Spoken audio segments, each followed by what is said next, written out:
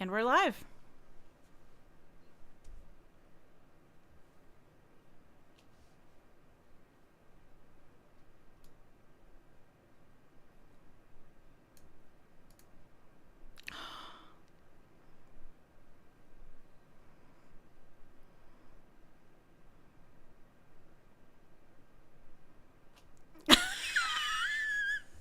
All of the decisions. I was just thinking about the trend you just hopped on with the demure thing, and that's what I was shaking my head at. He's well moisturized. He's demure. He's in his lane.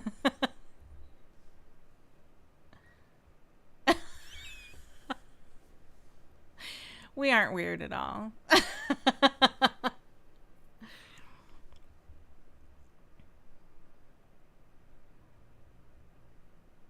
Thanks.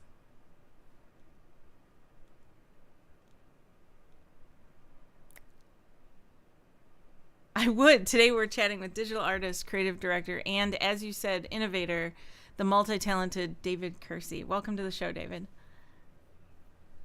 Great. How are you?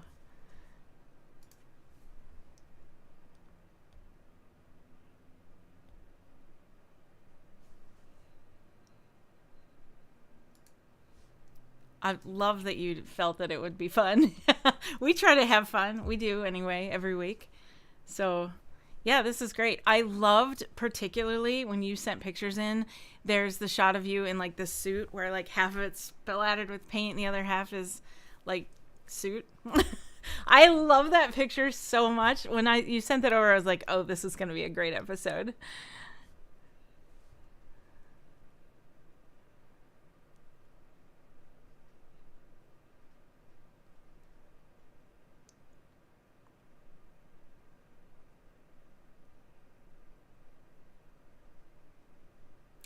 Way to be.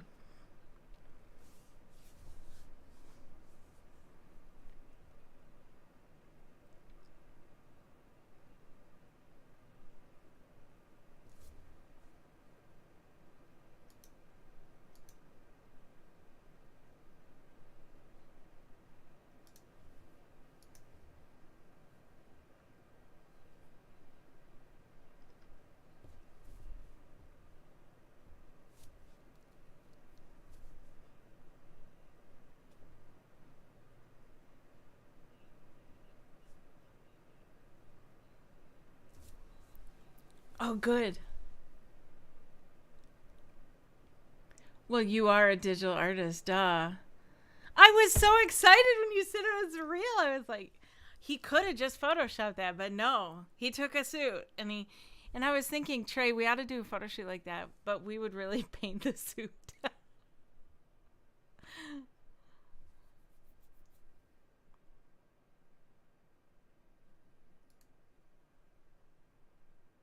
Oh, disappointing.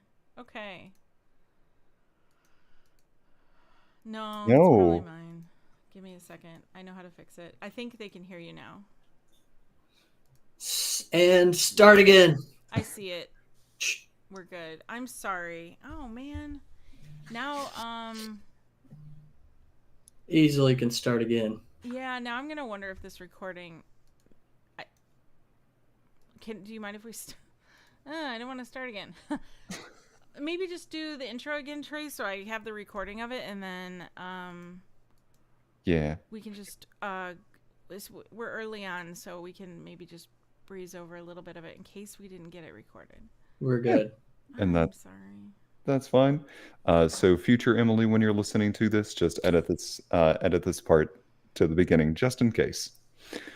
I'm not Hello. going to. Sorry. Hello, and welcome to the Modern Romantic Podcast, where we celebrate and inspire romanticism through passionate people doing incredible things. Hi, I'm feeling very demure, very mindful. I'm Trey, and shaking her head at me, as always, to my life choices is Emily. Hi, Emily. Hi. Well, you have some life choices, and you solidly make them, and I applaud that. I don't know about this particular one, but demure, yes. I I'm gonna appreciate jump that. on this trend. Thank you. Thank you for being honest. Thank you for sharing that honesty with me. I'm here to support you. I love it. Um, so, David, I do kind of want to ask, you got in trouble for doing art in school? Like, why? Well, I mean, the English teacher doesn't love the art kid who doesn't want to write. So it's the it's the classes that are not it's not the art class time, which when I grew up, they were very distinguished classes, which now I think they are much more intertwined, which is quite awesome. I think math and art could be great together. Even writing and art could be great together. But as a child, English class was English and math class was math. And I would still have my little, so I had a 18 by 24 drawing pad. It was like, um, if you've seen those ones, it's got the little sketched hand design on the logo. But I flipped the cover around, taped the whole thing with duct tape, and basically made a portfolio pocket in the back where I could do my drawings and then tear them off and stick them in. And I just carried that thing around with me everywhere I went. Oh, brilliant. That's So that fantastic. was definitely the kid David Kersey. Do you still have it? It exists. I think Oh. it's in an attic at my mom's. I Oh, think. cool. Yeah. That would be quite a find to go back and look at through some of those. Yeah, yeah. I mean, I think I've gone through them numerous times over the years and decided what was really worth it and what was really not, and kept some gems from the past. But um, I wonder if the actual portfolio survived. Actually, I think I've seen it a few times over the years, but I do not have it in my possession. Can I ask where did you start out? Like, was it paints? Was it mixed mediums? Was it oil paints? Like, what did you start out with? Yeah, so I started with well, graphite and charcoal. So I actually used to do portrait drawings of kids at school. I would charge Mhm. $5 for it. And I mean, truth be told, I actually mostly found the girls that I had a crush on and said, hey, I'll do a portrait of you. Sneaky. Uh-huh. Sneaky. Uh-huh. I So, see you. like it was like, I guess, my only way of saying it out loud, but not really. Yeah, well, what a great way to break the ice. Yeah, I don't know that it never really actually materialized anything, but we were like 7 or 8. Sure. It was the crush stage of life. Right. That's so great. Yeah. So did a lot of those actually. Well, not a lot of those. There were only a few. So all those girls out there, if you were 7 or 8 years old and had some kid named David want to paint your portrait, it could be that he had a crush on you. They had to have known, right? I don't know. I think kids that age are just clueless. Yeah, Uh, that's true. yeah. Kids this But age are anyway, clueless too. yeah, I had a very influential art teacher too who taught portraits too, so really worked with us on that and just kind of fell in love with doing that. Kind of see behind me, I'm still kind of into doing Oh portraits. yeah. So that's a Tom Petty Yeah. that did it's 4 by 5 feet big acrylic painting. Wow. I Very love large. that. Yeah, it's a fun one. It's kind of it was done a couple years ago, but it's still like sort of my interest right now to do these large portraits of. Actually, I had an idea. It hasn't come to be, but it was to do a series of basically musicians or famous people who died of opioid addiction, and then do a show and try to raise money for opioid addiction through these paintings. So maybe I'll have a Prince in the other room. Oh yeah. And so, they're still trying to figure out who the next couple are. That's a cool idea though. I could see that being a kind of an interesting. It's like fascinating, but also kind of sobering as well. But for a great cause.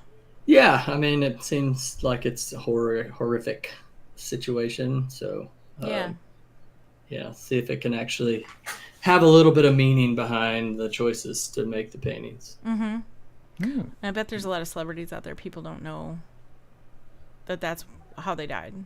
Yeah, well, yeah, that's true. I think the ones that I was picking, people definitely know. Right. But the first one I did, actually not someone who died of opioid addiction, who's still alive, is a Willie Nelson. Oh. Who I was actually commissioned some friends to do that one. That kind of started the 4x5 foot portrait idea. So you need a big wall for them, but they're pretty fun, pretty cool. Yeah. Yeah. Wow. I love it. I love the idea of a large piece like that. Yeah, I like to work that size. But today I actually have there's parts of the prints, that little pieces that I look at and I'm like, I need to finish that little section there, and it's been like 2 years since I touched that painting. I can't relate to that. No, I can't relate to that. Well, I mean, for an artist, or for the people out there that are artists, it's like, for me, it's the effort to get the actual brush to the canvas is like, I mean, it is exhausting and such an actual struggle. If I don't know what that first 15 strokes are, I mean, it's tough. Sure. Yeah. So. Oh. So in those moments, if you don't know what the first 15 strokes are, what do you do to figure out what those first 15 strokes are? Good question. I think for me, it would be like, I just find a spot I'm still need to work on, and I have to just force myself to start making the first strokes. And then 2 hours has gone by and I didn't even know it happened. So like, if I can get through 15, 20 strokes and getting the paints out and the water set up and all the things that I need to paint it, time is just gone. I mean, I get so lost in it, trying to solve the problems of shaping it to be whatever I'm interested in it being, So but just that part between like not doing anything at all on it to getting that first couple brush strokes I don't think it's like unknown to artists out there how difficult that is. Starting, yeah. Or even continuing, right. Finishing, right. Finishing too, yeah. So, so many distractions that we have, and we've actually recently started to go through the artist way. Oh yeah. To try to reinvigorate that, like, get over that way faster moment of like putting that paintbrush on this canvas the first time. But it's interesting. I mean, like, you introduced me as a digital artist, and like we're talking about traditional painting, like definitely is where it all started for me. I think as a high school kid, I wanted to be a painter. Probably wanted to be a fine artist. That's what I thought I wanted to be. But I also sort of had this weird mind of understanding that life is very difficult. And then Okay. the movie Toy Story came out, and I was like, that is so cool. And I sort of like put the two and two together, that like art and technology, I could have a artist career through that. And I was at the very beginning of that. Like my science teacher, when I was in, ninth, 10th grade, got 3 Macintosh computers into our classroom. Oh, And it was like, like let's go mess around. And luckily enough, had a really good friend whose mom taught computer classes at a private school, and he happened to be going to the public school, which is kind of, well, because the private school ended at 8th grade, so he came to the public school, and he was just a computer whiz and just pulled me in, and I was the art kid, and we just started making cool stuff together. That's awesome. And that was like the moment I was like, this is what I want to do for a career. And I applied to the Savannah College of Art and Design. It was the only school I applied to. I got in. We went to visit, and they had a soccer team, which was like an odd thing for art schools to have sports. Yeah. And I played high school soccer, and I tried out for the soccer team and made the team, and just never looked. I didn't even look at another school. I just went to that one. That's awesome. What a great Yeah. success story for that. Yeah. Yeah, for like, don't send 50 resumes out to 50 colleges. Just pick one and go. Yeah, pick a good one, right? I guess it was in the top 3 art schools in the country. So at the time, it was a great art school to go to, and got to play soccer, and it was great, and met great people. And I got a bachelor's of fine arts with a specialization in computer animation. Very cool. It was quite cool. A good fit. It was neat. I met some great people and just had a great time in college. Yeah. I'm glad to hear that. We know about some of your work, like from about the mid 2000s up until now. Were there any projects that you worked on during your time at SCAD that you look fondly back on, or that might be published for us to go view? No. No hesitation. No, not at all. And that I say to, I used, as I briefly mentioned earlier, that I've been in Northwest Arkansas at one point in time, and was starting a school for animation there and working on trying to build it there. And over the years, I talked to so many students out there and so many kids, and I just, at that time I did show them the work from college, and that, yeah, it exists on a few demo reels ago that I could probably dig up, but I guess it was okay for its time. Like it was just so we were. I mean, my professor for final art 3D was like amazed by what we could do with the computer. He had no idea. Like, Wow. He didn't know how to use it. Like at that time, it was so new of a degree that me and the kids in the lab and the ones, like a few of us, created our own network of computers at one of our friends' houses and had our computers connected. And I learned from them, and they learned from me, and we learned together how to make cool stuff. But I mean, it's bad. But it was the skill sets. It was like the software skill sets that got us at that time to the next level, which now you definitely, and you have the resources now to create some pretty incredible stuff coming out of college. But at that time we were just, and there were still, I think, definitely the kids that just excelled. I was probably, middle upper skill set at that time.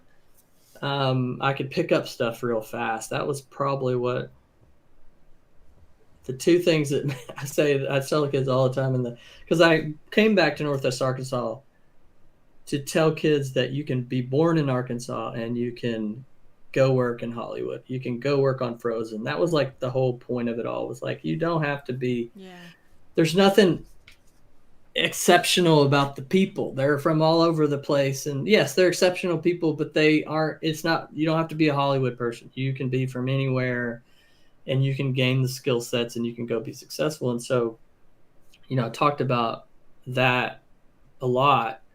And I would tell them sometimes in those, in the talks that I would do, that, I could learn fast and I was pretty good. And then I was fun to be around. Mm-hmm. Like that was, my, when I got hired for my first major movie at Sony Pictures at Imageworks, my boss at the time, when my mom came to visit, he would make fun of me because he was like, Kersey was like a car salesman in there. And like, because I had my demo reel up there and I was like, these are the skills I have and this is what I can do. And he was like, we just wanted to see if you were cool. Not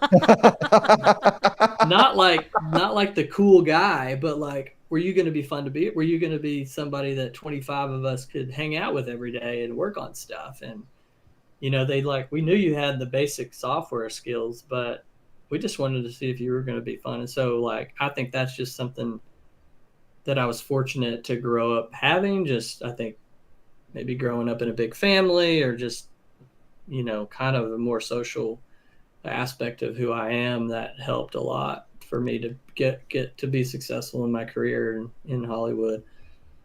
And I think that's more important than a lot of people think. I believe anyway. You can work a lot of jobs, but if the people you're working with are miserable to be around, it doesn't matter what the job is. It's an awful job. And I think I was just honestly fortunate too, because it doesn't come easy to everybody, right? To get in a group of people and to mesh and meld. And maybe I think I went to like summer camps as a kid, and I, played soccer on a team, and like, I just, I was a part of a team a lot. And that's something I never really thought about, but that really, being a part of a sports team as a child totally goes up to being a part of a corporate team or a job team. It's all sort of the same space, and being able to talk about things and come to an agreement and like communicate and give your feedback and all. That was one of the biggest pieces that Sony and Disney would ask for, is that you had an opinion about what you were creating, even though I was more of like a cog in the wheel. Like being a cloth and hair simulation artist for my years at Sony, and then a look development artist at Disney, that most of the direction came from down to me. I wasn't the leading director of like the things I do, but when it came to me, I could do I could take it and take the information and make something in the space. And a lot of times they would be like, well, this is kind of what I'm thinking. And you would go make it, trying to envision what they were thinking. And if you could hit the things that they were wanting you to hit, then you stuck around, honestly. And I was fortunate to get to do that for almost 15 years. Yeah, like how cool that you got to be in such a collaborative space with people that have the impression of being, I will say this, because this is the only way I know how, slightly dictatorially, where the information would come down and it would be, this is my vision, this is what you got to do. But it's so nice and refreshing to hear that it was like, this is what I would like to do, and it was more of a collaborative experience. It was. It really honestly was. And, I think there were definitely, some artists out there have large egos. I don't feel like I've really ever had that as an artist. So some people would have a little trouble not really being able to take the reins. I was able to kind of slide right in there and be the, play the field right where it needed to be, and take the feedback and give my input. And kind of know where you are in that at that time. That this is my job. Like this is my job to do this specific thing, and I'm going to do it and do it the best I can. Um, and it was cool. I mean, it was totally cool. I got to work on some just awesome films with some incredibly talented people, and just look around all the time and be like, "Why am I here? How am I here?" Kind of thing, So. Have you ever watched from beginning to end any of those projects you've worked on? What do you mean by beginning to end? Like, we actually watched Like, if the you movie? watched all of Frozen, yeah. Like, Oh yeah, yeah, okay. oh yeah, yes. So obviously, we always watch it. There's sort of a crew rap party, so we go watch it then. But we watch it about 6 or 7 times during the process of making it, and then I've watched a number of projects just being with friends and family and kids, that friends that have kids or family that have kids. I've watched my projects with them, which is just so fun. It's just a fun part of it. Yeah. How nice. Yeah. I'm glad you're able to do that. Some people can't can't go back and look at their own whatever. And I feel like I'm always happy when someone can. Yeah. It's the way that hair moved in that 7 frames, it doesn't get to me. I was going to ask, do you have a moment, do you have a quintessential moment in a project you've done where if you go back and watch it, or if it was playing again, there's this one moment that for you, it's like the chef's kiss, that was amazing. Do you have a few frames like that, or a section of a... it was pretty cool to work on Santa Claus's beard in the Polar Express, and Smokey's beard when they're climbing on it in the edge of the train. That was definitely some real cool stuff there. And I think also the Fungin' Dungeon in Wreck-It Ralph, the sugar cube dungeon, I did that, and that was just a really neat thing to do. I did the materials. All I did was make it look like sugar cubes. That was my job, and make the little bed thing look like I think it's some kind of crisp candy bar type thing.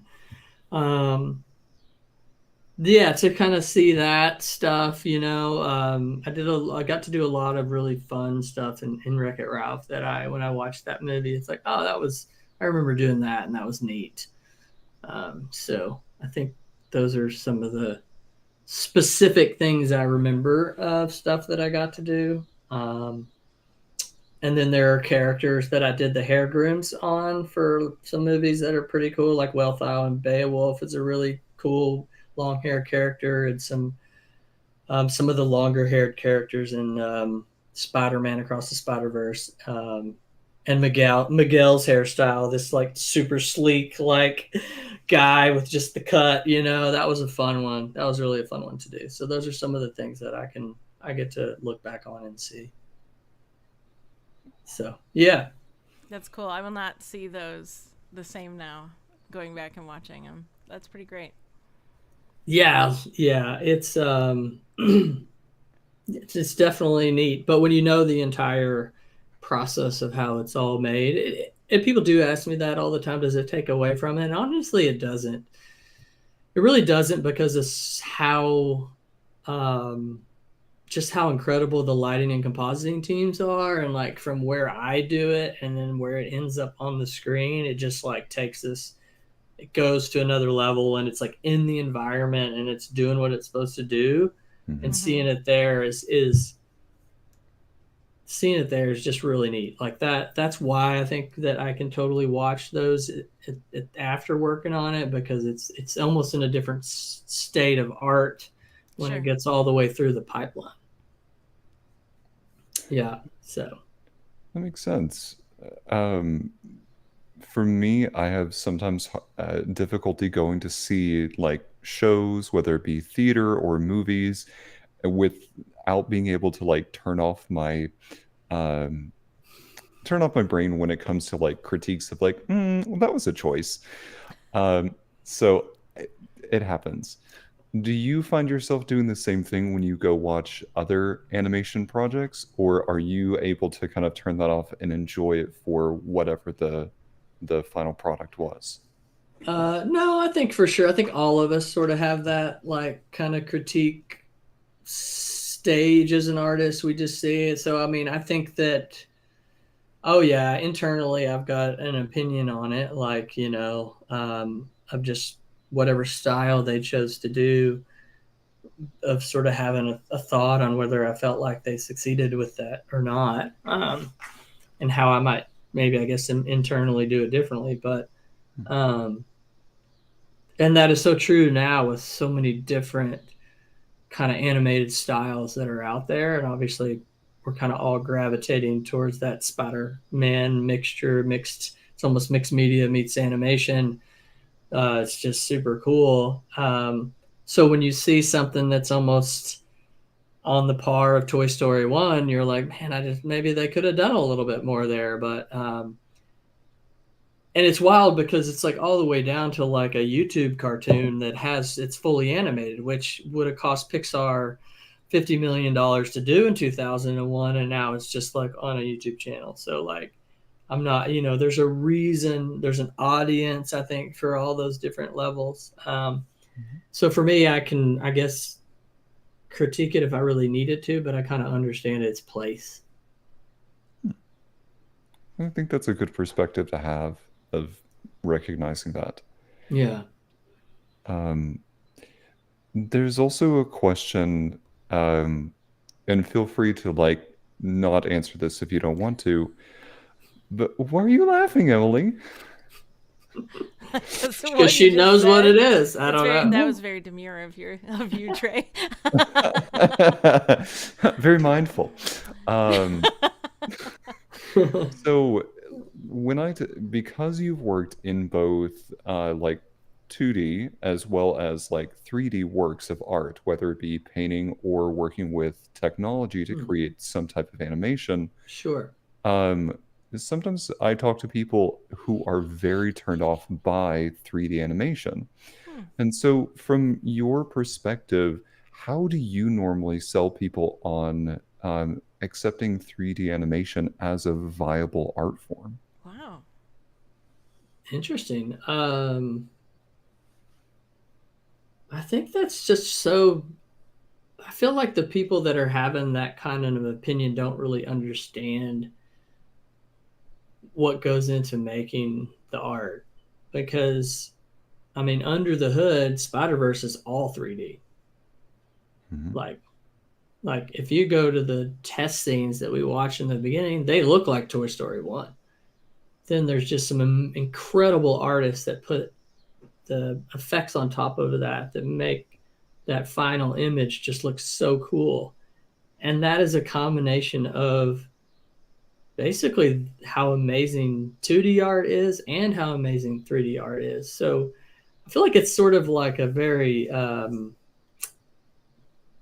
how to put it, just like a low level opinion if you're just super anti a certain art form purely based on its technology of being made. I mean, it was groundbreaking when it was originally, and I actually like on that. I also feel a lot for the people that have had to like watch 2D animation kind of die, like Princess and the Frog, like this original hand drawn 2D animation, which is very beautiful. And I loved it as a kid. And then, I mean, but anime projects are still really keeping it alive. So I think that it has a spot. I just from a studio's perspective, it just the expense of creating it nowadays doesn't match up with what they can do, I think, with other projects. So I can, I guess, empathize with the ones that have seen 2D animation die, from a Lion King, traditional Snow White, like traditional animation sense. But I wouldn't say you blame another technology for that. I feel like you kind of got to blame the users out there who just like one over the other. I mean, that's just unfortunately how it played out. I do think it has its place, and it's sort of getting mixed mashed now together, and maybe a new fully 2D animated movie will. But also, you also run up against the exact same concept that you do with Toy Story 1's look of 3D animation and what 3D animation looks like now. You couldn't make a 2D animation that looks like 2D animation in the 90s because people would just, it's like not advanced in a way that's appealing to the viewer, I think. You have to really kill it with the story. Yeah. Which I love. I love that answer of you really have to kill it with the story. There are projects I look at where I'm initially turned off by whatever the character design is, but then I get so swept up into the story that they're telling that I kind of overlook some of that and I go, oh, that's why they're and okay, I get it. Yeah. That's totally true. Yeah, I mean, I think it's amazing that we have technology to do, I mean, pretty much anything we want now from in that space. I mean, if you just look at all the computer technology that's used in regular movies to create things that we couldn't create before that look so realistic and look like they're there and all of that. I mean, we couldn't make a lot of the movies that we make now without it. And tell some historically amazing stories to new amazing stories. For sure. Yeah. Some of the projects, just to mention, we have talked about a little bit that you've worked on the Polar Express, which is one of my personal favorites. Oh, cool. Let's see. You've worked on Tangled. You've worked on Spider-Man Across the Spider-Verse. You've worked on, oh gosh, I had a list here. The Um, little one called Frozen. the little thing, that little project called Frozen. Frozen Fever. Oh, you're talking about actual Frozen. Yes, that small film that we were like had no idea what was going to happen. I mean, I thought it was honestly like I worked on it. I thought it was good. It was cool. It was fine. I was like 33 at the time, and I was like, this is fun. Yeah, cool. And then, Yeah. let it go happened. Kids across America started singing "Let It Go."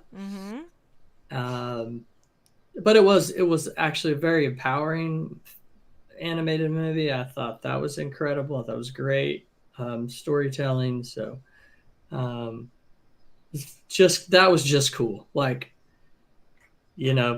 to come in on Monday morning and they're having a champagne toast at 9 a.m. and you get to hold the Oscar, like that's really cool. Oh. Yeah. definitely so cool. It's so funny, people all the time like, so do you have it at home? And I'm like, no, Disney was just not. They were like, sorry, bud, you were gonna have to keep it here.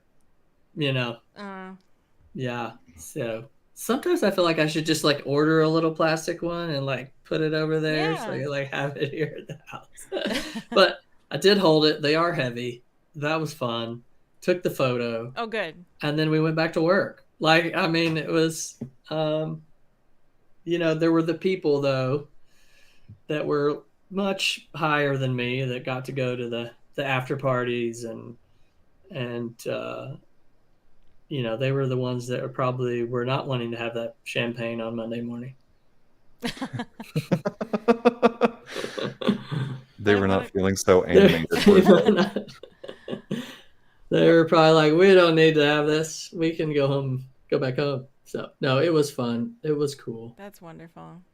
I think at the time, if I recall, it was nice to have a fresh story from Disney that was with super catchy music and the story that it was so well done, and there was such lovable characters in there. I felt like the timing was prime for that.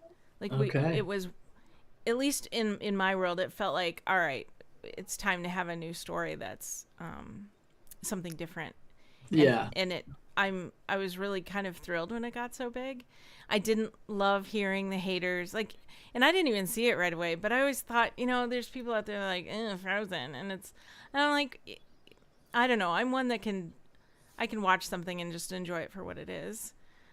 So I don't really need to hate on anything like that, but I just felt like it was time, and it worked so well. And now there's like Frozen 2 and all kinds of offshoots of that. Yeah. I did work on Frozen Fever, the little short. Okay. Yeah. That was kind of a fun little project. We were actually testing technology that Disney implemented later on in the studio during that time, which was fun. It's cool to be a part of those teams. Yeah. And the ripples from that are still, like, I know people whose cats and dogs are named Elsa and Olaf, and my mom has a dog named Elsa. Oh, perfect. Really? Still today. Yeah. Mm-hmm. Yeah, that's huge. When it's in people's homes in such a personal way, you've done an amazing job. Yeah. It definitely had nothing to do with the fact that her son worked on it. She just named it Elsa. No, I have no idea, honestly. Oh, that's hilarious. Yeah. We're going to interview her next week, actually, and we'll ask her. She would probably be happy to come on and talk about me for an hour. That's what we should do. We're going to branch off and do like under the umbrella of Modern Romantic, we'll do a separate podcast. It'll be like, we're going to talk to the people close to David Kersey. And then maybe not the whole like show, like one episode will be devoted to that. And then we'll have others like, we're going to talk to the people that are close to, I don't know. There's probably people we don't want to talk to. Yeah. What are people saying about David Kersey? All right, your next door neighbor feels this way about how you mow the lawn. Ooh. That's some like good data right there. For you as an artist, I know you talked about earlier where you would collaborate with to create a particular vision. But when you are like doing your own work, I'm curious about where your inspiration comes from. Is it other artists? Is it books that you read? Where does that come from? Yeah, I mean, I think it always comes from sort of what you're seeing, right? Like what you've seen and what you see out there. And then I think it just really needs to come from like something that you're interested in. Like for me, like, I'm also a Tom Petty fan, but I was interested in this idea of painting these big portraits, and then obviously the opioid thing sort of like got bolted onto that. But it's like, I feel like it's really like what you're seeing out there that sort of drives you to want to like, I want to make something like that. Like it's always the story of how there's like no original art ever, right? We've read about that and seen the documentaries on, just the history of how art has been replicated. I don't think that's necessarily a bad thing unless people are just, really ripping people off. But like, you got to get your inspiration from other art. And so that's, I think for me, mostly where it comes from, like a style that I see that I might want to like try out or wish that I could do that style. Usually is more where I'm in, I wish I could be that good or make something like that. I'm a big like Renaissance art fan. Those are like, I would like to paint like Rembrandt and stuff like that. So that's, I think where I get most of my inspiration is if I were to just totally dedicate my life to painting, I would try to paint like that era. Cool. I'm like I'm not an abstract painter. I'm sort of more of a realist painter. And I would love to bring some of the Dali kind of like mixture of like surrealistic, but with a like he did with a more kind of realized rendering of the things that he imagined. I just don't have the stomach, I think, for all the drugs that he did. So like, I don't know that I'll ever get there. No, that's a good thing. Yeah, Yes. yes, it is a good thing. Mom, that's a good thing. No, it's just not my thing, you know. So, but yeah, I think that's sort of, I just dig into I tell people too, like that students that would ask, like, how do I decide what to do? And you know, I tell them all the time is just to start writing down the things that you're interested in. It could be riding your bike or fishing or running around the playground. If I'm talking to the young kids, you know, like, what do you like? What do you like? Write down the things you like, and then it'll start morphing into an idea of something that you want to create. And so, and then you look around for the inspiration of like, ooh, I want it to look like that or look like this. So now the access to inspiration is insane with the number of artists you can follow in social spaces. And so and now it's just evolving, you know, with computer technology meets traditional art meets AI and everything. It's so fast. I'm like, I can't keep up with it. So And but yeah. speaking of kids, tell us about Nerdies. Okay, yes. So and I'll just kind of start that off with like, I left Disney in March of 2015 Okay. to move to Northwest Arkansas. I kind of have just had my fill of Los Angeles. I think if you did interview my mom and you asked her about David's time in Los Angeles, she would say he called me about 6 months after being there and said he'd only be there for 2 years. Mm. And so even like 5 years in, I started it like, it was kind of just not like my long-term home. And I knew it. You know, I was like, I'm going to come out here, do the best I can, get the experience I need, and then move, you know, kind of closer to the home. Or I actually didn't know that necessarily at the time. But anyway, you know, I got a job at Sony, which was huge, Polar Express. So then I was kind of in the mix. And 6 years into that, I started looking at places to go. And Sony had kind of a downturn at the moment. And they were letting some artists go. Actually, they let a lot of people go. I was in that mix. They actually brought recruiters from all the studios onto campus, like on the campus. I was interviewing for Disney, actually at Sony, Wow. which is really great of them. Yeah. And that's when I got the offer to work on Tangled. Okay. It's actually a really funny story because I've been doing hair and cloth simulation for about 5 years at Sony, and I was just like so done with hair.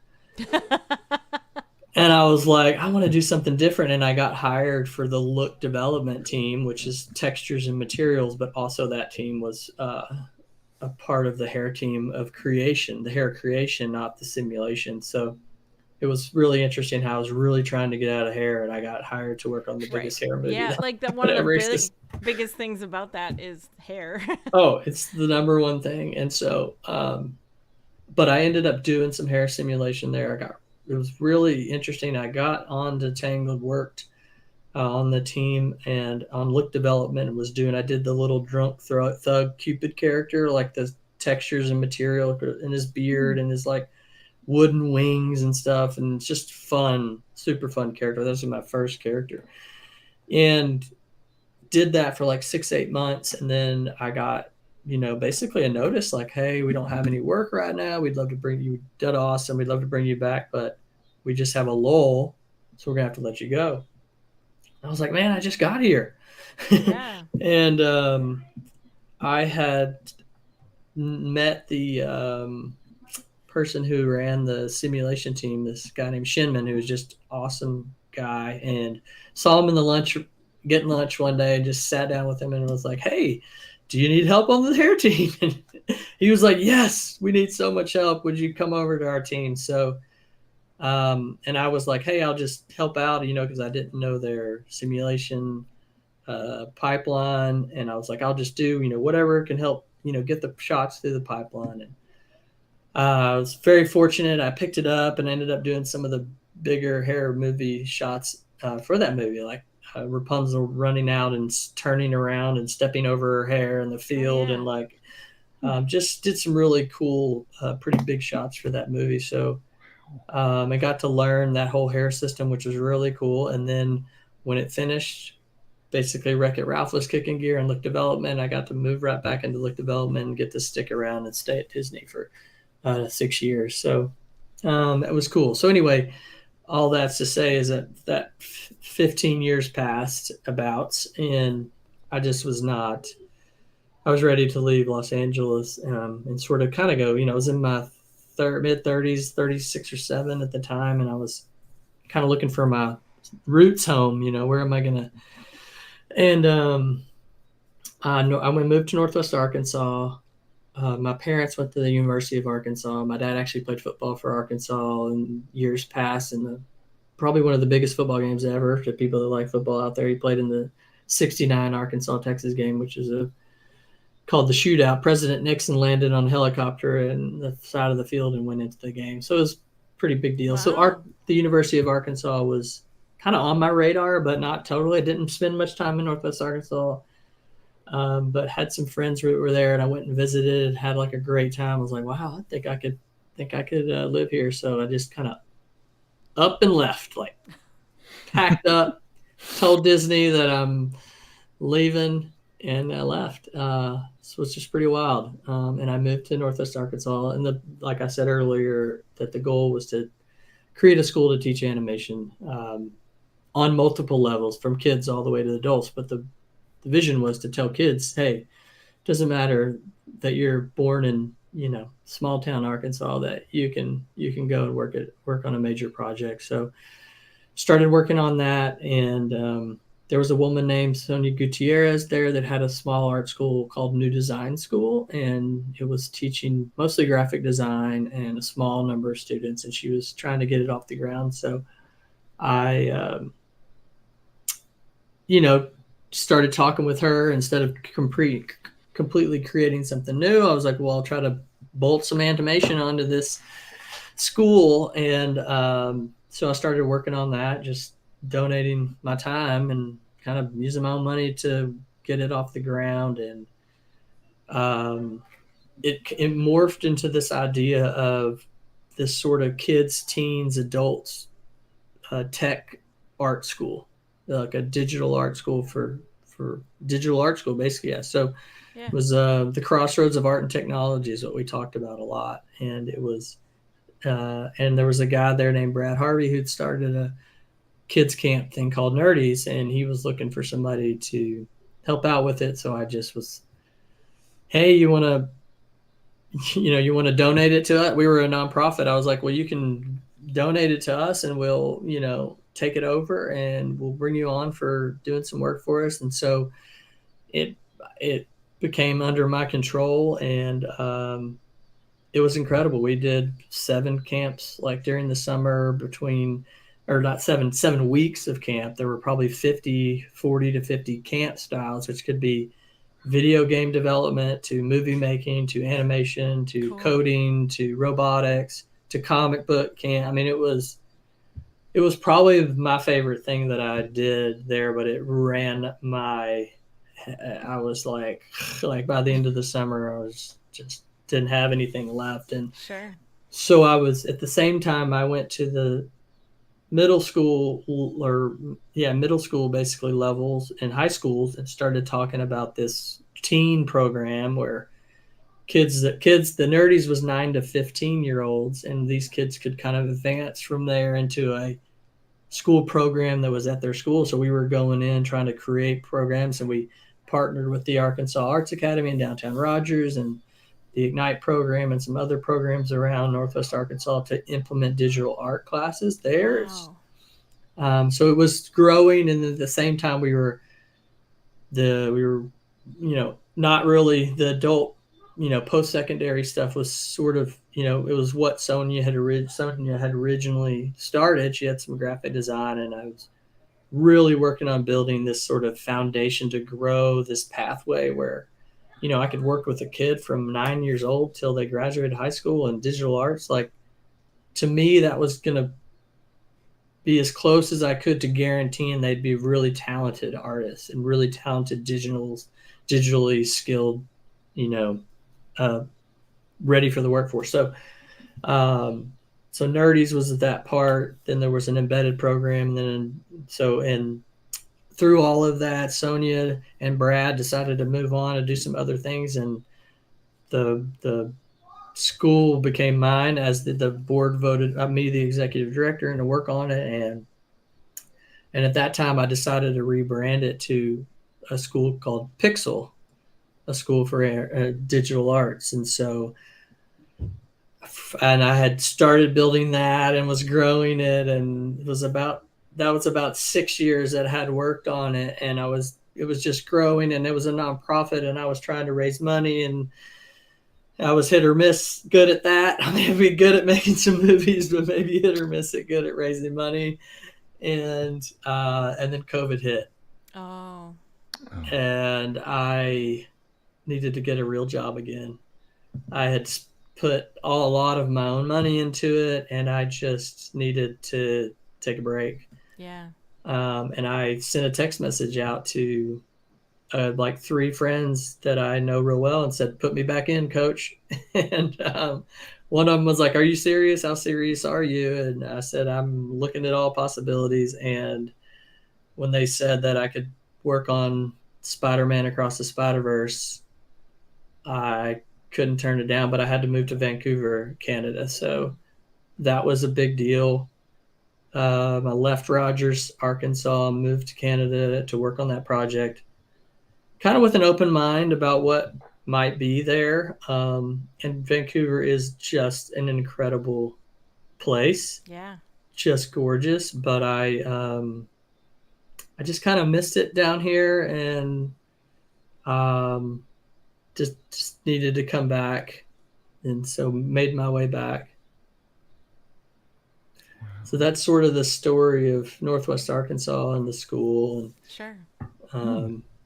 And then, Pixel is still something that exists and may revive it, but I, sort of had the entrepreneurial bug for kind of, I guess, a little bit of my life. It sort of always felt like it was there. And I am a pretty avid golfer, kind of a fanatic golfer since I was a kid, hitting golf balls in the yard. And I had an idea. I was playing golf with a friend of mine in like 2001, and we were having a good old time, and he rolls up in the golf cart and he says, "How far are you?" And at that time, the thick redneck accent was still there. And I said, "I'm 100 out." And we were like, "Oh, we should start a golf brand called 100 Out." And about a year ago, I said, I'm going to do that. I'm going to start that, and I'm going to work on it. And it's kind of the idea is to invoke that energy that you have if you're a golfer. When you're around 100 out, you're expecting to hit a good shot. Inevitably, we don't always, and there's a lot of jokes about that, but you kind of think, this is the distance that I can hit it pretty close, and I'm got some excitement and some energy around that. So we're building a brand around that, and then we're adding a technology piece, which is an app, and where you can do GPS scorekeeping, or GPS yardage and scorekeeping. And then we're putting in all this fun betting with your friends. Golfers bet money, but you can also bet lots of other different things. You can bet push-ups, you can bet running around the green. I love that. So it's kind of this app that allows you to really engage with your friends on the golf course and like get a lot of like back and forth and a lot of fun there outside of the battle that it is to just shoot a good score on a golf course. So, so it's a kind of an encompassing lifestyle brand meets technology. So we're about a year in. The app's, I would say, close to version 1 that we'll release out to the public here maybe in this fall sometime would be awesome. So I'm designing the UI and the UX. I have a couple programmers. Actually, good story. The 2 programmers doing the app were one of them was actually we had a camp called modding for Minecraft. So it was like taking the Minecraft game and doing modifications to it. And he was a University of Arkansas computer science major at the time, and he taught the modding for Minecraft camp. And I ran into him one time when I was in Fayetteville, and asked him what he was doing, and he said, I have an app company. And I was like, well, I need an app. And so now those two, him and a partner, are building the 100 Out app. So That's Cool. yeah, so it's really fun. We're working on lots of different types of challenges in golf, just different things that you can do. Golf is an expanding, growing sport, and also I loved working on all the movies and would totally like when I moved back to Missouri, I moved to Dreamworks and I got on Trolls Band Together and Kung Fu Panda 4 for a short stint in their simulation team. And then they also slowed down on work and let a lot of people go. So I kind of had to like reimagine a little bit what I'm doing from freelance creative direction and animated I do like a lot of animated renderings of products. And then the focus really is the 100 Out brand and app and building the UI and the UX and stuff. So that's sort of where I'm spending all my time now. yeah, fascinating though. So cool. Yeah. So if my dad's a golfer, and I know other golfers. For anyone who's a golfer out there, how can they watch for when 100 Out comes out and Yes. make the splash? Well, very easy to just follow our Instagram, 100 Out. There's 100out.com, which you Okay. can read all about the plans for the brand, which are a lot of different directions. We're focused on the app and the technology at the moment. There's also 100 Out on TikTok that you can check out there for fun. Yeah. There's a 100 Out Facebook page. So yeah, that's probably the easiest. Everything will go to Instagram when we're releasing as we're getting closer. That's going to be the best way. The website does have an email sign up newsletter that you can get your email list if you are someone. We don't send a lot currently because the app is in such development right now. I'm not trying to spam people with things they can't use right away. So but it's going to be fun. It's going to be really, really cool. And we're really excited about it. Cool. Yeah. Awesome. Yeah. I can't wait to see where that goes. Yeah. Cool. Yeah. So it's been interesting because we talked about it today. I'm actually getting to add some animation style things into the app where when you do certain things, certain animated stuff happens. And so I'm going to get to kind of get back into that a little. So that's fun. Fun, yeah. Please tell me at some point the character from Tangled will come back. The Cupid guy will come out and just like shoot a few things. If it didn't cost us about $2 or $3 million to get the rights to it, then Right. I totally would. I'll call up some of my friends over there and see if they'll just let me use it, but probably not. You don't want the fallout from that. Tangled, yeah. Rapunzel pops out there and grabs her hair and spins it into a golf club and hits a ball. Okay, Actually, now that Yeah, you could take a lot of characters that are similar to that and do. Sorry, Yeah. Trey. no, we were going with the same place. Like, Yeah. it doesn't have to be the Disney version. It could just be because Rapunzel is Of course, I This don't is know. true. This is I true. mean, it's out there. It's probably some level of public domain at this point. Yes, that's probably true. I'll have to think about that. At this point, I'm like, just get a notification to send to the other phone, please. I'm sure that the development process is notorious for testing and doing lots of those things, but It is.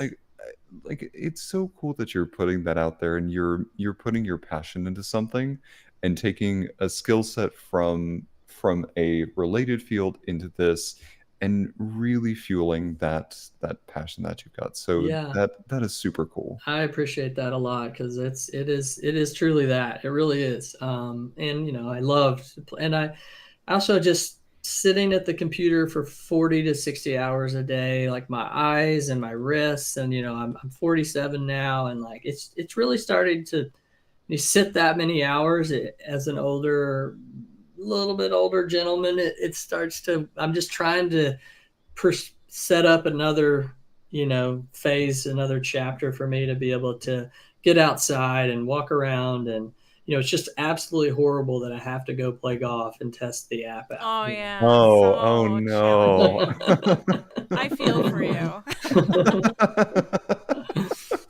Yeah, but it was very intentional. I love. Oh, Trey, what can we do? I like this.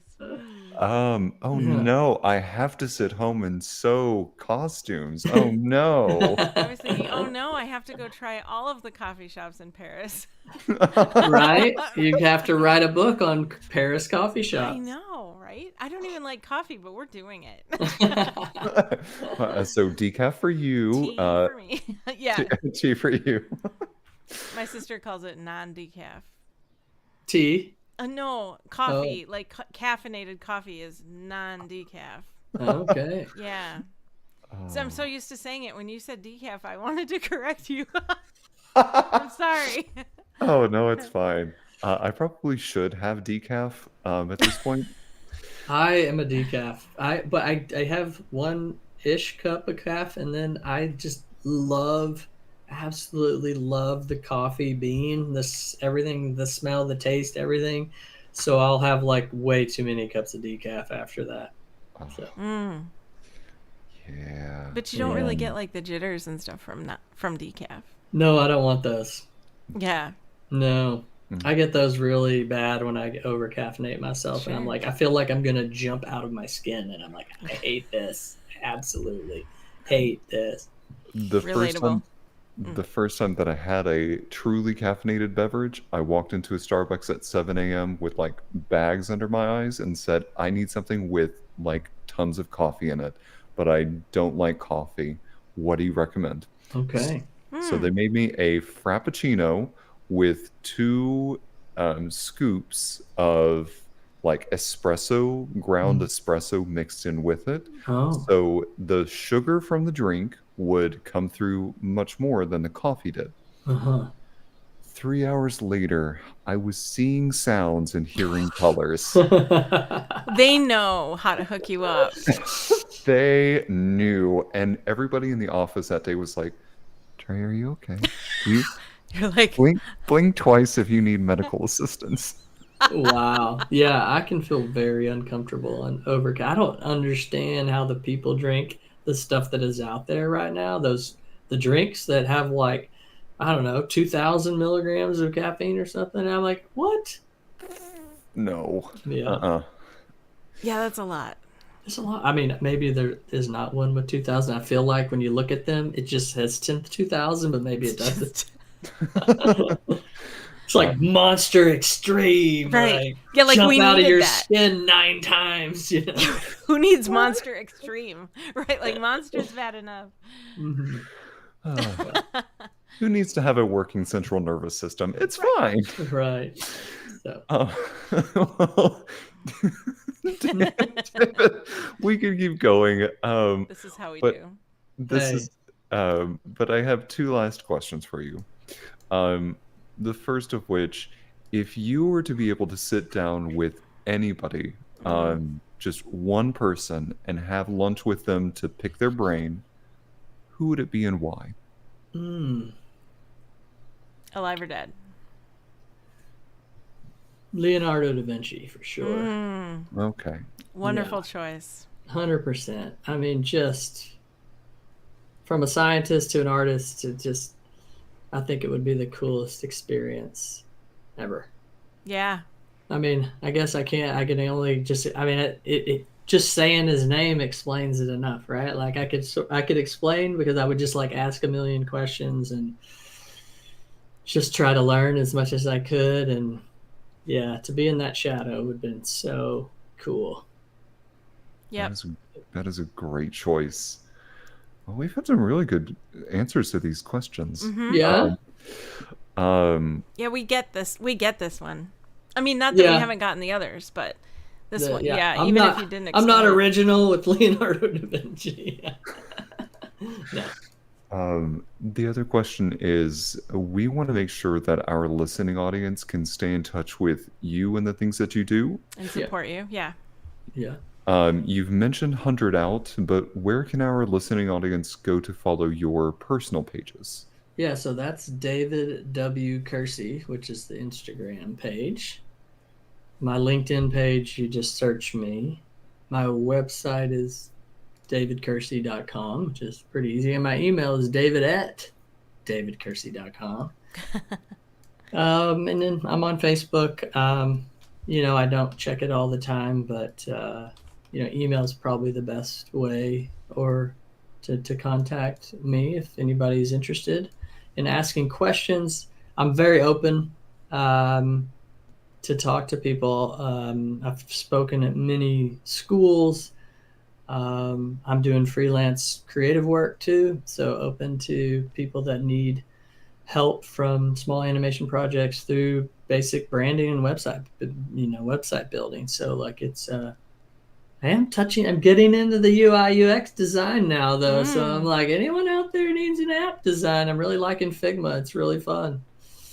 Fascinating. So, Okay. yeah. I might even, maybe we need a Modern Romantic app. Trey? Yeah, Ooh, maybe okay. you do. Yeah. I definitely can project manage that and do some UI UX. So, and speak to the developers because I can talk the language a little bit, but I cannot code very well. Yeah, I'm not a coder myself. Yeah. Same. Not since the Commodore VIC-20. Which was cool. It was cool. Yeah.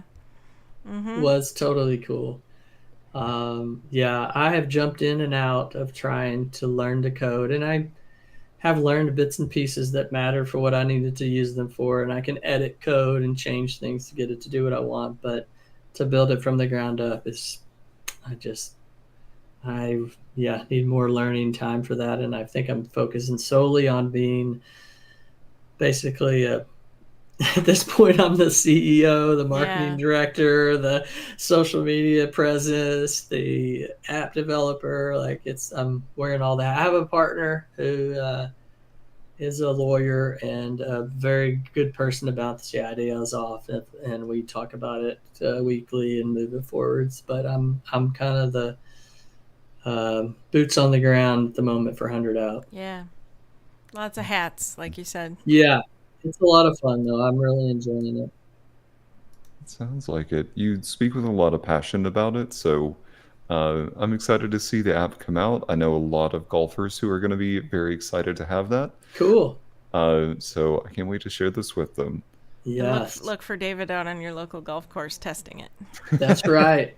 That's right. I'll be there, and I promise I will actually ask you to download it.